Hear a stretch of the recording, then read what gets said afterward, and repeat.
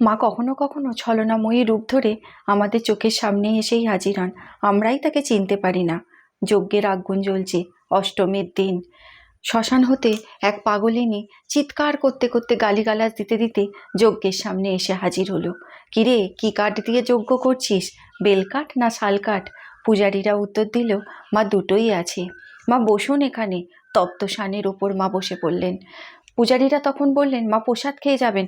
ওরে, প্রসাদ খেতেই তো এসেছি আমি। যজ্ঞের শেষে যখন তাকে একটা নৈবেদ্য তার হাতে তুলে দেওয়া হচ্ছে, মা বলে, ওরে হাতে দিস না, আমার আঁচলে দে। না মা, আঁচলে নেবেন? প্রসাদ খেতে খেতেই আমি পার হয়ে যাব। বলতে বলতেই আঁচলে প্রসাদ নিয়ে দূরে একটা বটগাছের তলায় গিয়ে পূজারীদের চোখের সামনেই সেই পাগলিনী মা কোথায় উধাও হয়ে গেলেন। আবার একবার এক ভক্ত এসেছেন মন্দিরে পূজা দিতে। পূজা শেষে যখন তিনি বাড়ি ফিরছেন, দূরে তার বাড়ি, রাস্তার মধ্যিখানে হঠাৎ গেল তার বাইকটি খারাপ হয়ে। রাত তখন 12টা, চারদিক নিঝুম, কেউ কোথাও নেই। হঠাৎ একজন বাইক নিয়ে এক আরোহী এসে বলেন, কি হয়েছে দাদা, আপনার গাড়ি খারাপ হয়ে গেছে? আসুন, আমি আপনার বাইকে স্টার্ট দিচ্ছি, আপনি আপনার বাইকটায় চেপে বসুন। ওমা, কোনো দড়ি বাঁধা নেই, কোনো শিকল নেই।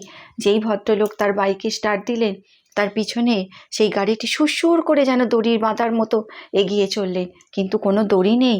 তার বাড়ির সামনে গিয়ে যখন সেই ভদ্রলোক উপস্থিত হলেন, সেই যে আরোহী এসেছিলেন বাইক সমেত, সেই আরোহী তার চোখের সামনেই কোথাও উধাও হয়ে গেল। কখনো কখনো ওই মন্দিরে যজ্ঞের সময় যজ্ঞের আগুনে কখনো নন্দী মহারাজ, আবার কখনো হরপার্বতীর যুগল মূর্তি, বা কখনো কখনো নবদুর্গার রূপ দেখা যায়। পূজারীর ফোনেতে সেগুলো রেকর্ড করাও আছে। খুব জানতে ইচ্ছা করছে না মন্দিরটি কোথায়? প্রতাপপুরের মা শ্মশান কালী মা।